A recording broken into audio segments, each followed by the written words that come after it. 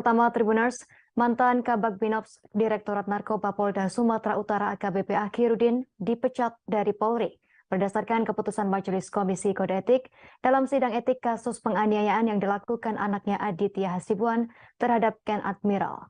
AKBP Akhirudin dijatuhi pemberhentian dengan tidak hormat.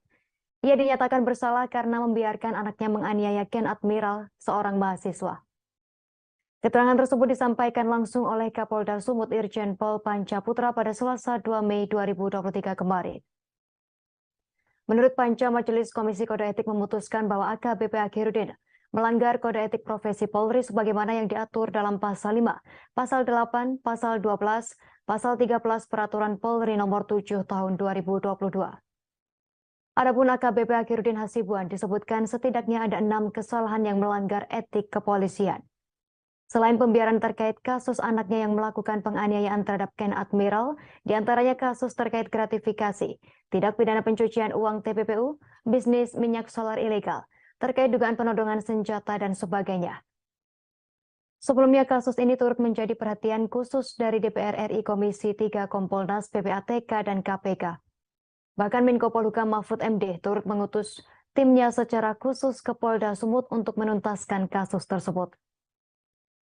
AKBP Akhirudin Hasibuan menjalani sidang kode etik di unit Propam Polda Sumatera Utara pada Selasa 2 Mei 2023 kemarin.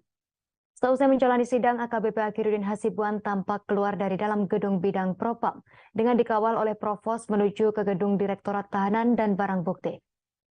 Namun saat awak media menyecar sejumlah pertanyaan terkait pendapat dan hasil sidang yang dijalani, AKBP Akhirudin Hasibuan hanya bungkam sambil mengatupkan tangannya. Ia datang ke sidang kode etik mengenakan seragam lengkap dan mengenakan topi dan juga penutup wajah.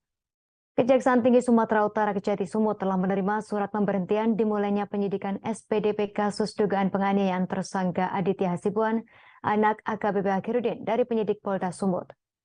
Hal tersebut disampaikan Kasipenkum Kejati Sumut Yos A. Tarigan saat dikonfirmasi Tribun Medan. Ia mengatakan SPDP tersebut telah diterima Kejati Sumut pada Jumat 28 April 2023 lalu.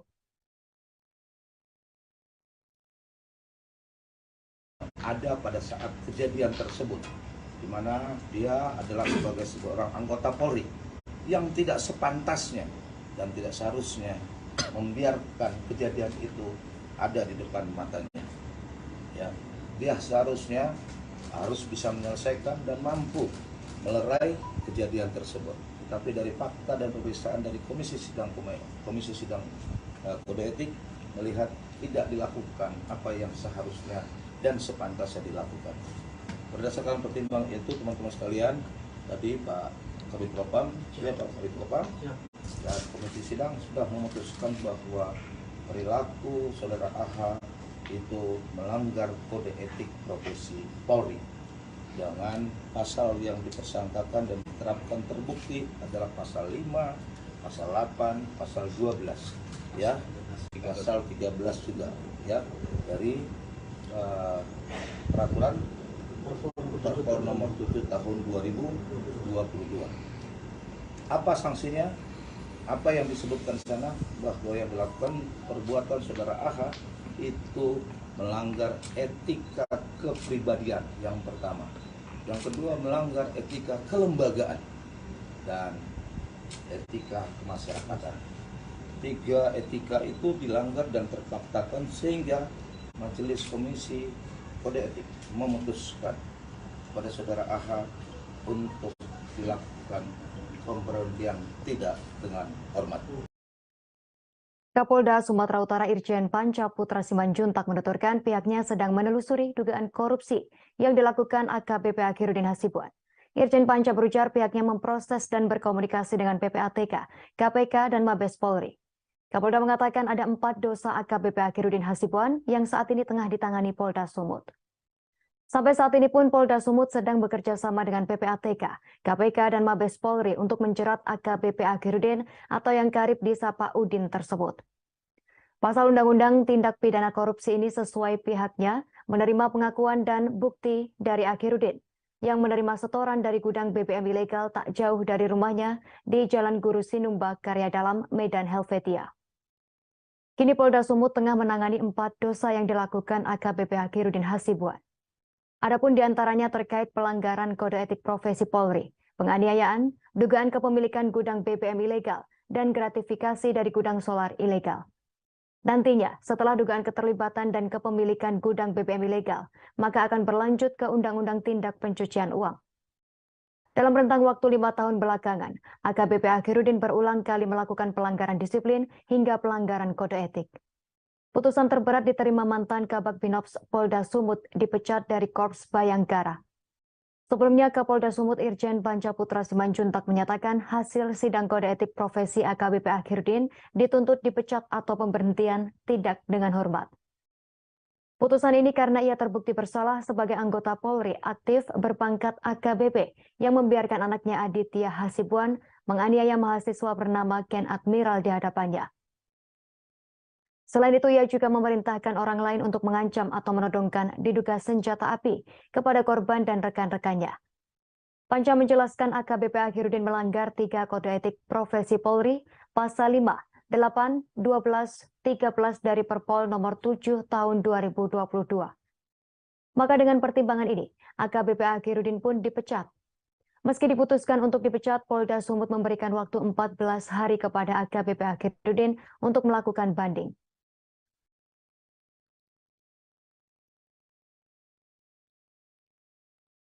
Apa sanksinya?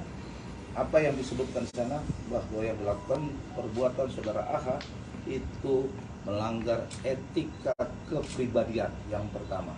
Yang kedua melanggar etika kelembagaan dan etika kemasyarakatan. 3 etika itu dilanggar dan terpaksakan sehingga Majelis Komisi Kode Etik memutuskan pada saudara AH untuk dilakukan pemberhentian tidak dengan hormat. Itu sebagai bentuk keseriusan dan saya tidak mau mencampuri prosesnya, tapi Komisi Kode Etik memproses memfaktakan itu dari proses sidang yang menyampaikan bahwa pimpinan Polri atau Kapolri saya tidak pernah bermain-main untuk tidak memproses setiap hal-hal yang menyangkut penyimpangan yang dilakukan oleh anggota. Ini sebagai bentuk keseriusan dan sebagaimana teman-teman ketahui terhadap saudara AH saat ini juga sedang berproses pidana umum, ya pidana umum, ya kita tunggu saja prosesnya, insya Allah dalam waktu dekat. Pidana umum pasal 304, 5556 KUHP, teman-teman sekalian, karena keberadaannya pada saat kejadian tersebut, baik itu turut serta melakukan ataupun tidak atau membiarkan orang yang seharusnya ditolong pada saat itu.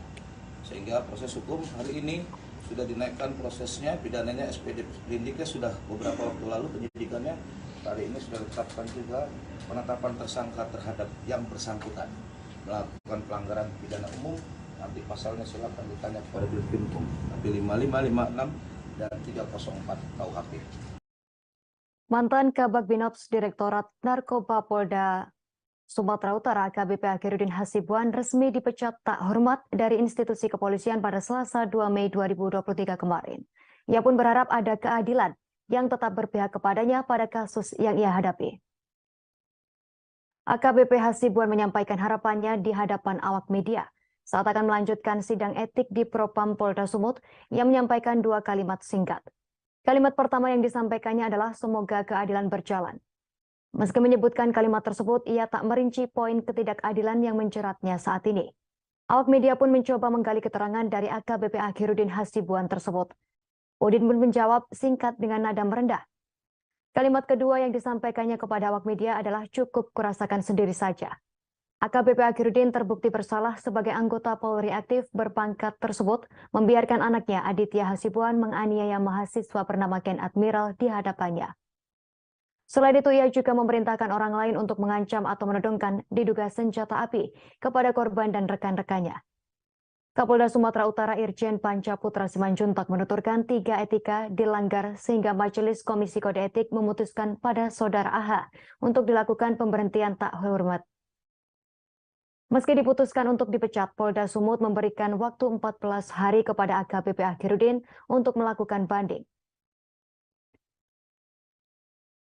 Biar ada pembelaan dikit bang. Pembelaan dikit aja bang. Semoga keadilan berjalan juga. Gimana bang? Gimana bang? Ntar nih. Gimana bang? Ada yang nggak adil bang. Pembelaan aja bang. Sedikit bang. Udah ada udah.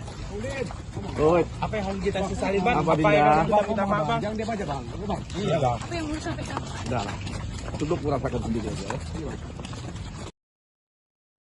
Kabid Propam Polda Sumatera Utara Kombes Dudung berujar pasca dipecat, AKBP Akhiruddin Hasibuan akan mengajukan banding. Ia menjelaskan nantinya pihaknya akan membuat memori banding dari AKBP Akhiruddin Hasibuan. Hal tersebut disampaikan Kombes Dudung kepada awak media pada Selasa 2 Mei 2023 kemarin. AKBP Akhiruddin Hasibuan dipecat atau pemberhentian tidak dengan hormat PTDH setelah menjalankan sidang kode etik di Polda Sumatera Utara pada Selasa kemarin. Memori banding AKBP Akhiruddin Hasibuan akan dibuat selama 14 hari hingga disidangkan. Sementara itu untuk waktu sidang bandingnya masih menunggu arahan dari Mabes Polri. Sebagai informasi, AKBP Akhiruddin menjalani sidang kode etik buntut penganiayaan yang dilakukan anaknya Aditya Hasibuan. Mantan Kabag Binops Dit Narkoba tersebut kemudian dijatuhi sanksi PTDH dari institusi Polri. Berdasarkan pertimbangan, Komisi Sidang sudah memutuskan perilaku melanggar kode etik profesi Polri. Sehingga Majelis Komisi Etik memutuskan untuk dilakukan PTDH. Ken Admiral dihadirkan sebagai saksi dalam sidang kode etik terhadap mantan Kabag Binops Dit Res Narkoba AKBP Akhiruddin. Ken dihadirkan secara virtual karena tengah kuliah di luar negeri. Selain Ken, kedua orang tuanya serta 3 orang rekannya juga turut dihadirkan dalam sidang tersebut. Mereka hadir secara langsung. Adapun ketiga rekan Ken yakni Rio, Yazid, dan Fajar. Mereka turut menyaksikan penganiayaan yang ada di rumah AKBP Akhiruddin tersebut. Setelah menyelesaikan sidang kode etik, AKBP Akhiruddin tampak keluar dari Bid Propam Polda Sumatera Utara dengan tertunduk lesu. Ia tampak menggunakan masker dan menutup wajahnya dengan tangan. AKBP Akhiruddin memilih diam dan tak memberikan komentar apapun. Sidang kode etik terhadap AKBP Akhiruddin dilakukan buntut dari pembiaran yang dilakukannya saat anaknya Aditya Hasibuan duel dengan Ken Admiral. Dalam insiden tersebut, AKBP Akhiruddin tampak membiarkan Ken dipukul dan ditendang oleh Aditya Hasibuan meski Ken sudah tak berdaya. Selain itu, AKBP Akhiruddin juga tampak menghalangi orang yang berusaha melerai Ken dan Aditya.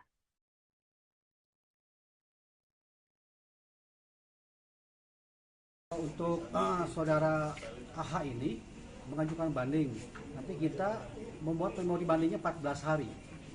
Itu tergantung Mabes Polri kapan mau disidangkan. Ya. Pak, terkait kasus tersebut yang Bagaimana kasus tadi kan ini yang memberatkan karena sudah ada 4 kali pelanggaran disiplin dan 1 pelanggaran kode etik. Nah, ini memberatkan kami untuk melakukan PTDH terhadap yang bersangkutan. itu pelanggaran apa saja, Pak? Nah, ini pelanggarannya tadi mungkin nantinya lebih jelasnya kita sampaikan karena ada banyak sih di situ. Saya belum begitu baca semua. Ringkasannya ini agak ini. Tahun berapa sih Pak? Dari kapan sih Pak ada pelanggaran itu Pak? 2017, 2018. Terakhir Pak ini. Yang ini sekarang. Berarti dari mulai 2018 beliau Pak. 17. 17 ya Pak. 17. Jadi keseluruhan yang memberatkan itu Pak terlepas dari perkara awal ini.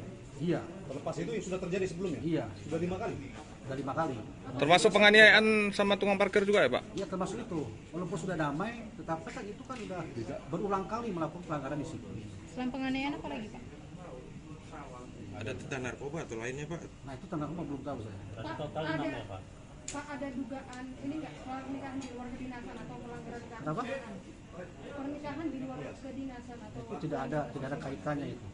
Pokoknya sekarang ini pada intinya yang bersangkutan AH ini terbukti melakukan pelanggaran kode etik tentang PP nomor 1 tahun 2003 tentang PTDH dan Peraturan Kepolisian nomor 7 tahun 2022. Polda Sumut menyatakan AKBP Akhiruddin Hasibuan menerima setoran rutin dari PT Almira Nusaraya. Direktur Reserse Kriminal Khusus Polda Sumut, Kombes Teddy CS Marbun mengatakan Akhiruddin menerima gratifikasi sebesar 7,5 juta rupiah per bulannya. PT Almira Nusara yang merupakan pemilik gedung BBM solar ilegal tak jauh dari kediaman AKBP Akhirudin di Jalan Guru Sinumba, Karya Dalam, Kecamatan Medan, Helvetia. Dugaan penerimaan gratifikasi uang sebesar 7,5 juta dengan bervariasi tersebut akan di-cross-check pada yang memberi. Teddy menjelaskan atas pengakuan AKBP Akhirudin yang menerima uang setoran inilah, polisi akan memiskinkannya dengan menjerat pasal tindak pidana pencucian uang. Setelah ini mereka juga akan menjeratnya dengan pasal tindak pidana korupsi. Kombes Teddy menuturkan pengakuan AKBP Akhirudin yang menerima gratifikasi 7,5 juta rupiah akan menjadi pintu masuk untuk pihaknya mengembangkan sebagai TPPU. Lantaran pihaknya mengejar aset-aset yang selama ini viral. Sebagai informasi, Kepolisian Daerah Sumatera Utara Polda Sumut menetapkan AKBP Akhirudin Hasibuan sebagai tersangka. Ia diduga membiarkan anaknya AH melakukan penganiayaan terhadap Ken Admiral. Kepala Kepolisian Daerah Sumatera Utara Irjen Pol RZ Pancaputra Simanjuntak menuturkan AKBP Akhirudin bersangkutan telah melakukan pembiaran terhadap anaknya AH dalam melakukan penganiayaan. Padahal dirinya berada di lokasi kejadian tersebut dan menyaksikan kejadian itu. Dalam kasus tersebut, Kapolda menuturkan AKBP Akhirudin dijerat pasal 304, pasal 55 atau 56 KUHP pidana. Polda Sumut juga memutuskan memecat AKBP Akhirudin Hasibuan melalui mekanisme pemberhentian tidak dengan hormat. Hal tersebut dikarenakan terbukti melanggar kode etik Polri terkait perilaku yang membiarkan tersangka AH melakukan penganiayaan terhadap Ken Admiral. Berdasarkan pertimbangan tersebut, Kapolda mengatakan Propam Polda Sumut memutuskan perilaku AKBP Akhirudin Hasibuan terjerat pasal yang dikenakan dan diterapkan pasal 5, 8, 12, dan 13 Perpol nomor 7 tahun 2022. Sanksi tersebut melanggar etika kepribadian, etika kelembagaan, dan kemasyarakatan. 3 etika tersebut dilanggar sehingga Majelis Komisi Kode Etik memutuskan pada AH untuk diberlakukan pemberhentian tidak dengan hormat.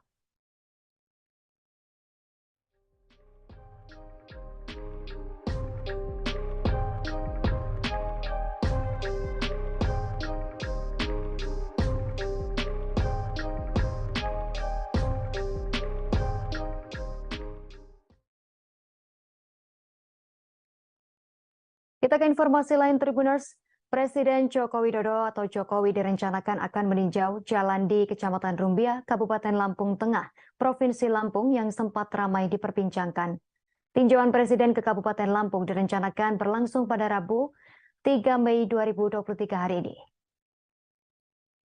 Gubernur Lampung Arinal Junaidi pun menyulap jalan rusak menjelang kedatangan Presiden Joko Widodo. Jalan di Kecamatan Rumbia, Kabupaten Lampung Tengah viral setelah seorang influencer melakukan aksi kocaknya. Dari foto yang dibagikan akun Facebook dan Instagram Umu Hani, terlihat Umu Hani bersama sejumlah temannya seperti bertamasya di jalan rusak tersebut. Di foto lainnya, Umu Hani bersama rekannya juga tampak seperti memancing di jalan yang terlihat seperti kolam ikan. Umu Hani juga men-tag akun Facebook dan Instagram Bupati Lampung, maksud kami Bupati Lampung Tengah Musa Ahmad dan Gubernur Lampung Arinal Junaidi. Aksi ini bukan kali pertama dilakukan warga Kecamatan Tanjung Bintang tersebut. Sebelumnya Umu Hani juga melakukan aksi yang sama di Jalan Raya Serdang.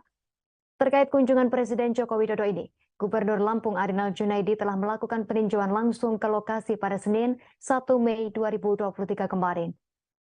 Arinal mengatakan satu ruas jalan di Rumbia masuk prioritas pembangunan di Kabupaten Lampung Tengah, yakni ruas Simpang Randu Seputih Surabaya yang menjadi kewenangan pemerintah Provinsi Pemprov Lampung tahun 2023. Ia menuturkan pembangunan ruas tersebut akan berkesinambungan melalui APBD dan APBN.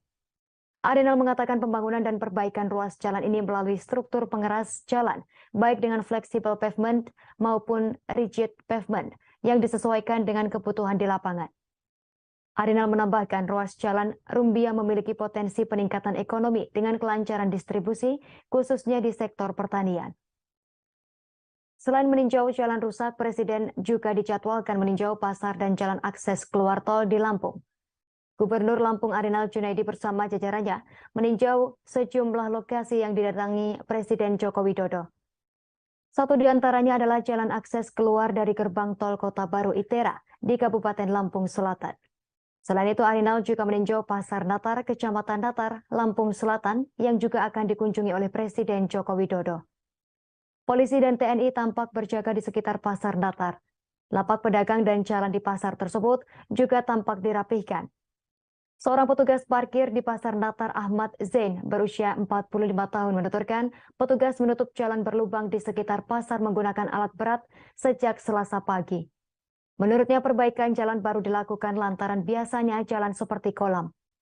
Ia mengatakan kabar kedatangan Presiden Joko Widodo ke pasar tersebut sangat dinantikan banyak pedagang. Mereka berharap kedatangan Presiden Joko Widodo juga bisa mempercepat perbaikan infrastruktur jalan di daerah. Untuk informasi, Jalan Terusan Ria Kudu ini menjadi salah satu titik yang disebutkan akan didatangi oleh Presiden RI Joko Widodo bersama dengan tempat-tempat lainnya di Lampung Selatan dan Lampung Tengah. Nah, saat ini datang juga mobil dinas dari Bupati Lampung Selatan ya, yang juga ikut turun melihat kondisi terbaru saat ini.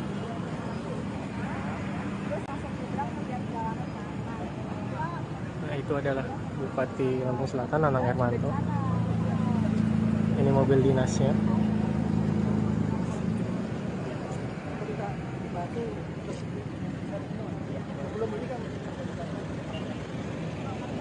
Nah, memang Tribuners, untuk diketahui, belakangan memang Provinsi Lampung disorot oleh warganet karena memang kondisi jalan yang dinilai banyak dalam keadaan rusak ya. Melalui itu warganet beberapa kali menyerbu komentar di postingan Instagram Joko Widodo untuk berharap agar Joko Widodo datang ke Lampung untuk meninjau langsung bagaimana kondisi jalan-jalan di Provinsi Lampung. Khususnya jalan-jalan yang dikelola dengan menggunakan anggaran pendapatan belanja daerah. Baik. Ketua Majelis Ulama Indonesia Bidang Fatwa Asrosun Niam Soleh menuturkan penembakan yang terjadi tepat saat ia dan pimpinan tengah rapat membahas sejumlah agenda sensitif. Pembahasan tersebut terkait penanganan munculnya ajaran-ajaran agama yang diduga menyimpang belakangan ini. Niam menyinggung terkait pembahasan sensitif MUI saat rapat, yakni soal Pondok Pesantren Al-Zaitun. Asrosun Niam Soleh pun bertanya-tanya apakah penembakan tersebut ada kaitannya dengan agenda rapat yang tengah dilakukan MUI atau tidak. Seperti dimuat Facebook Warta Kota Live, Wakil Ketua MUI Asrosun Niam Soleh menjelaskan mereka masih mencari tahu penyebab dari penembakan pada Selasa 2 Mei 2023. Hal tersebut dianggap sangat sensitif sehingga MUI menyerahkan penyelidikan kepada aparat kepolisian untuk mencari motif pelaku. Nia menjelaskan bahwa rapat pimpinan MUI kemarin pagi yang juga dihadiri Ketua MUI tengah membahas tentang kemunculan masalah keagamaan yang baru-baru ini muncul di masyarakat. Misalnya saja terkait dengan tata cara azan, soft salat, dan masalah keagamaan lainnya. Saat itu MUI tengah membahas bagaimana merespon kemunculan ajaran-ajaran tersebut. Sebab tugas MUI ialah memberi penjelasan dan bimbingan keagamaan agar sesuai prinsip yang seharusnya. Pondok Pesantren Al-Zaitun sempat menuai polemik seusai cara salat mereka yang mencampur saf antara laki-laki dan wanita. Kegiatan tersebut dianggap sejumlah orang meresahkan. Saat ini pihaknya meminta polisi mengusut tuntas motif M si penembak yang melakukan aksinya tersebut. Lebih dalam bulan-bulan politik yang tentu menguras energi, bagaimana energi Idul Fitri ini bisa menyatukan kita sekalipun ada berbagai ragam perbedaan afiliasi dan preferensi politik. Ini salah satu yang dibahas tadi. Di samping juga membahas mengenai soal dinamika keagamaan kontemporer yang terjadi di dalam 1-2 pekan terakhir. Nah, pada saat kita sedang rapat, insiden terjadi begitu cepat ya. Bahkan pada saat insiden terjadi, rapat juga tetap berlanjut karena kami juga belum memperoleh update baru memperoleh update-nya pada saat akhir rapat tadi. Polda Metro Jaya memastikan pelaku berinisial M yang melakukan aksi penembakan di kantor Majelis Ulama Indonesia tak terafiliasi dengan organisasi terorisme manapun. Hal tersebut diketahui seusai pihaknya melakukan koordinasi dengan Detasmen Khusus Densus 88 Anti Teror Polri terkait rekam jejak pelaku. Keterangan tersebut dikatakan Direktur Reserse Kriminal Umum di Reskrimum Polda Metro Jaya Kombes Pol Hengki Haryadi pada Selasa 2 Mei 2023. Hengki menegaskan bahwa pelaku bukan seorang pelaku teror yang melakukan penyerangan dengan metode lone wolf. Pelaku juga tak terkooptasi dengan ideologi agama yang ekstrim. Penembakan terjadi di kantor Majelis Ulama Indonesia MUI Menteng, Jakarta Pusat pada Selasa 2 Mei sekira pukul 11 siang. Pelaku penembakan disebut ingin bertemu dengan pimpinan MUI. MUI mengaku akan melakukan rapat koordinasi internal untuk membahas peristiwa tersebut. Sementara itu, kepolisian juga hingga saat ini masih melakukan penyelidikan kasus. Ketua MUI Bidang Fatwa M. Asro Sundi Amsoleh mengatakan pelaku mengeluarkan 3 kali tembakan di kantornya. Pelaku dinyatakan meninggal dunia tak lama setelah dibawa ke Puskesmas Menteng. Kepolisian belum membeberkan penyebab kematian pelaku tersebut. Kapolres Metro Jakarta Pusat Kombes Pol Komarudin menyebut jenazah pelaku penembakan di kantor Majelis Ulama Indonesia Jakarta Pusat dibawa ke Rumah Sakit Polri Kramat Jati untuk proses autopsi.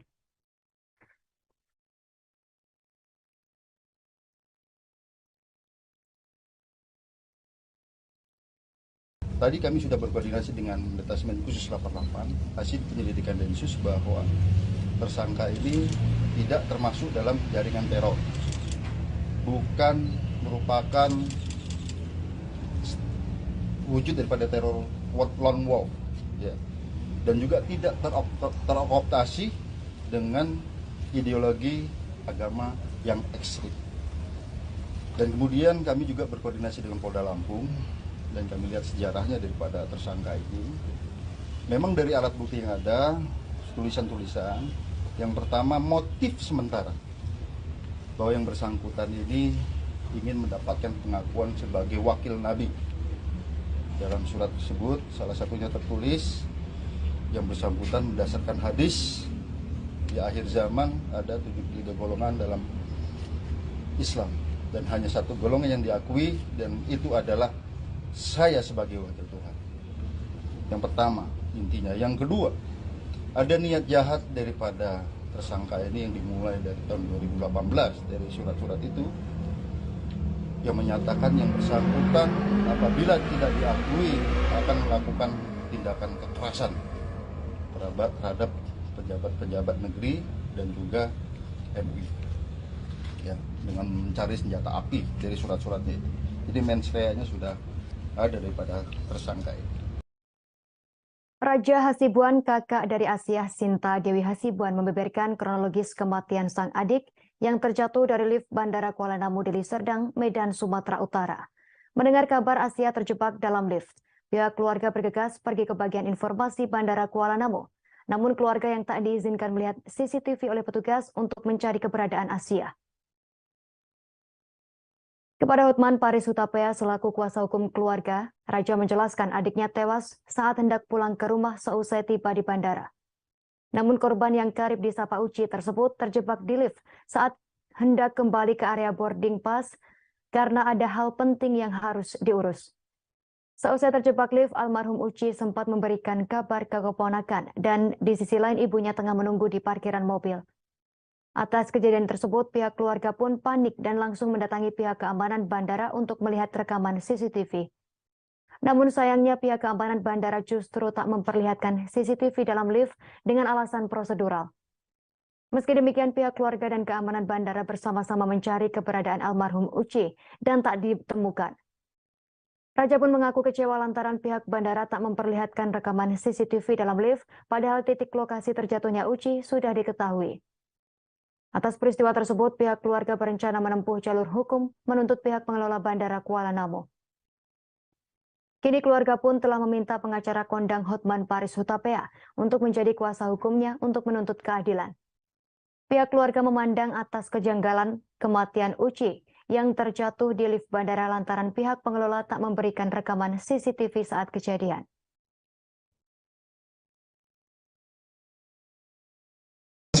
Jadi pada saat itu sudah minta ke petugas bandara untuk melihat CCTV. Sudah.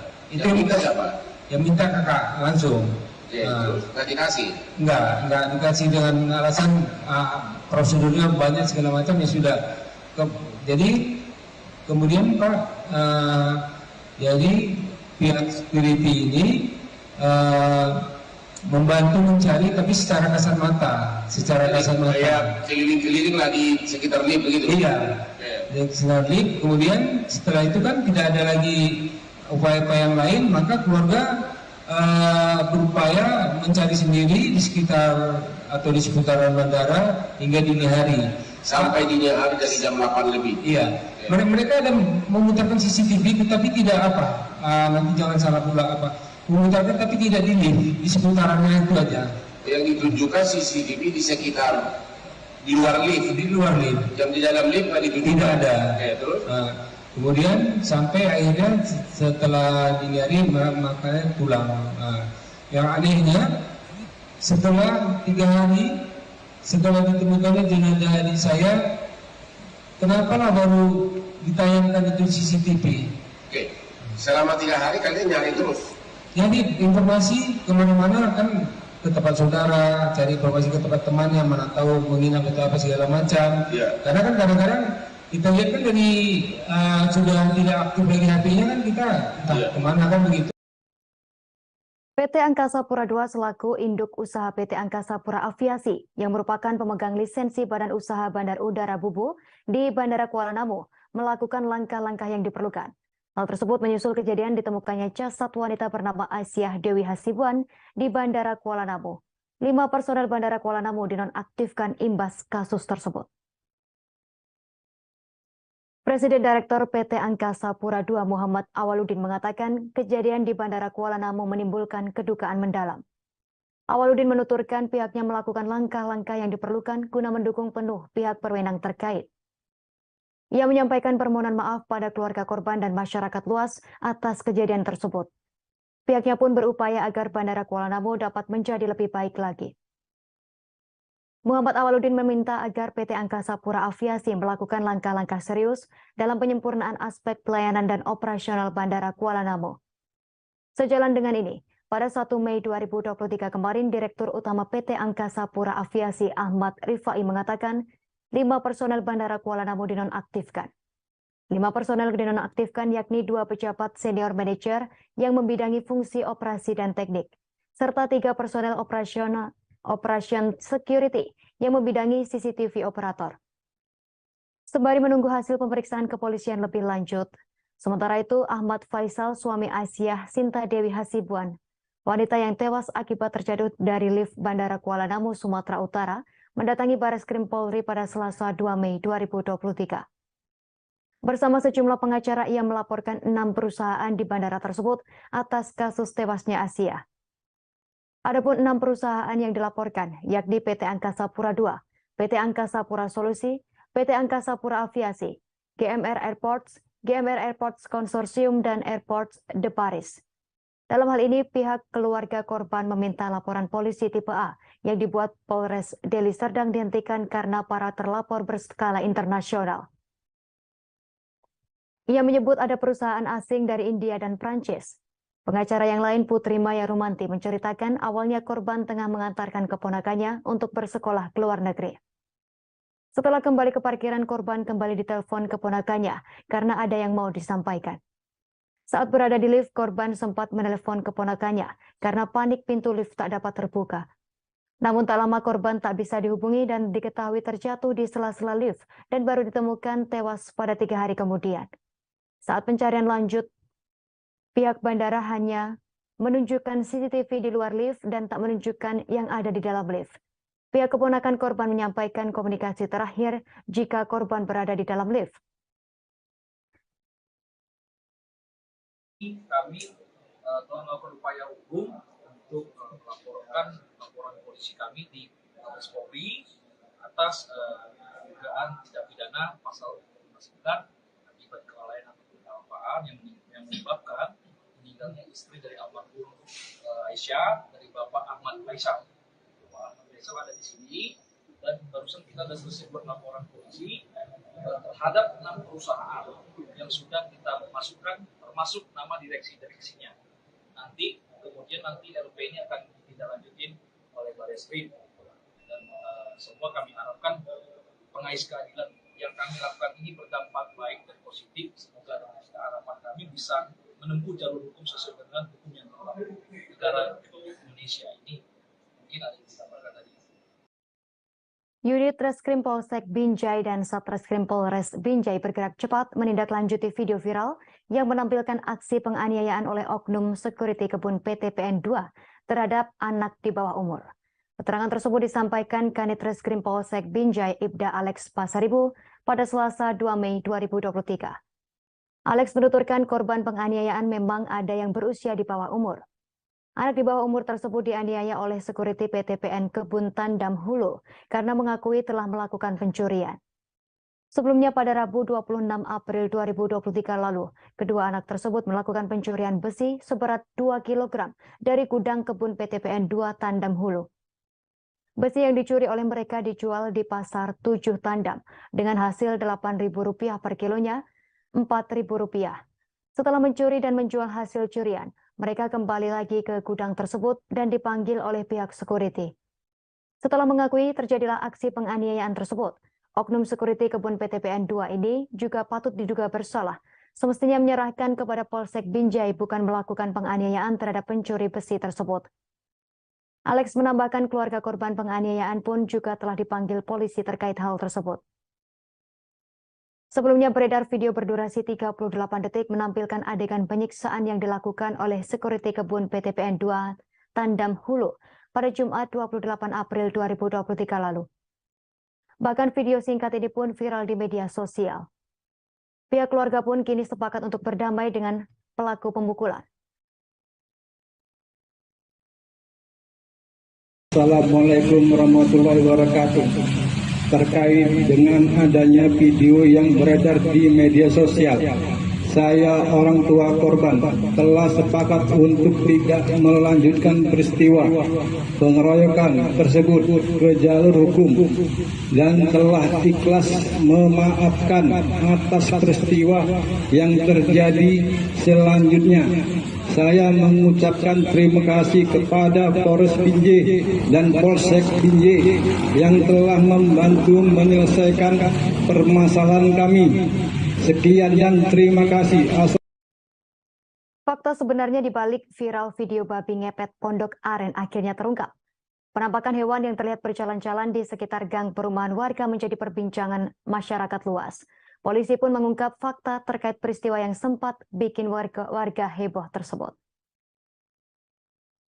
Menurut keterangan yang disampaikan dalam video tersebut, cuplikan CCTV itu terlihat terekam di sebuah perumahan di Pondok Aren. Banyak komentar dan isu yang menyebut penampakan makhluk mencurigakan di sekitar rumah adalah aktivitas seekor babi. Setelah ramai diperbincangkan, kini terungkap sudah apa sebenarnya makhluk yang terekam dalam CCTV tersebut. Warga Pondok Aren, Tangerang Selatan, Banten digegerkan dengan sebuah video viral yang diduga memperlihatkan seekor babi melintas di gang warga Jumat 28 April lalu. Tak lama kemudian video itu mendadak viral dan ramai beredar di media sosial. Sebagian orang menduga bahwa hewan yang terekam CCTV itu adalah babi ngepet. Dalam video terlihat ada hewan berwarna putih berkaki 4 berjalan melintas gang. Aparat Polsek Pondok Aren pun mengklarifikasi bahwa kabar tentang babi ngepet berkeliaran tersebut tidaklah benar. Anggota Babin Kamtibmas Aibtu Subhanuddin mengatakan pihaknya telah memeriksa keterangan warga melakukan olah tempat kejadian perkara atau TKP. Sejumlah bukti-bukti kuat juga didapati di lokasi terkait isu babi ngepet tersebut. Ternyata hewan putih itu bukanlah babi ngepet melainkan anjing. Subhanuddin pun mengimbau agar masyarakat tenang dan tak terbawa isu yang belum tentu kebenarannya. Pernyataan itu diperkuat pula dengan keterangan awal. Warga menemukan seekor anjing yang terperosok di got lalu diselamatkan oleh warga. Namun setelah diselamatkan warga, anjing tersebut langsung kabur dan melintas di wilayah Gang Usuf sehingga terekam CCTV. Warga juga menemukan anjing tersebut masuk ke dalam kamar mandi satu bangunan yang jarang digunakan. Saat ditemukan disebutkan kondisinya pun mengenaskan. khusus gang usuk, tidak keluar sana, enggak. Tetap yang tahu hanya orang-orang dari ujung sana sampai ujung sini. Ini gang usuk namanya. Nah, ini gang usuk. Kita ketemu video nih, tetap. Karena yang tahu itu yang ronda malam jam 12 dia lihat anjing lewat. Itu dengan ada lumpur dan ada tali rapiah di sini. Ya. Tek, ya lewat ke sini. Nah, terus setelah dia ronda selesai pagi, dia bilang dengan orang sini, bisa lihat nggak itu anjing larinya kemana? Ya, nah kebetulan kan CCTV itu menjurusnya ke luar sana. Dia kan itu harus memperhatikan kan dari awal sampai dari akhir. Pasti bingung, orang capek kan. Nah dapat nih video itu sebenarnya dia ngerekam dari jalan sana, tapi dapatnya di pintu yang ujung sana nih. Pak Reto izin, saya ngambil gambar, rokoknya tolong di. Oh iya, siap. Itu kan nongolnya itu dari pintu yang sini nih, pintu yang pas pagar hitam yang ujung sana. Kan ada tuh tembok. Nah, dari Polsek Puro Aren langsung melakukan olah TKP berkoordinasi dengan warga dan ketua lingkungan. Ternyata setelah kita analisa hewan tersebut tidak benar kalau itu seekor babi, namun seekor anjing. Sementara warga yang sudah kita mintain keterangan. Informasi tadi sekaligus menutup perjumpaan kita dalam live update pagi hari ini. Nantikan informasi terbaru lainnya di seluruh kanal YouTube Tribun Network. Saya Justina Kartika beserta kru yang bertugas pamit undur diri. Terima kasih atas kebersamaan Anda. Sampai jumpa.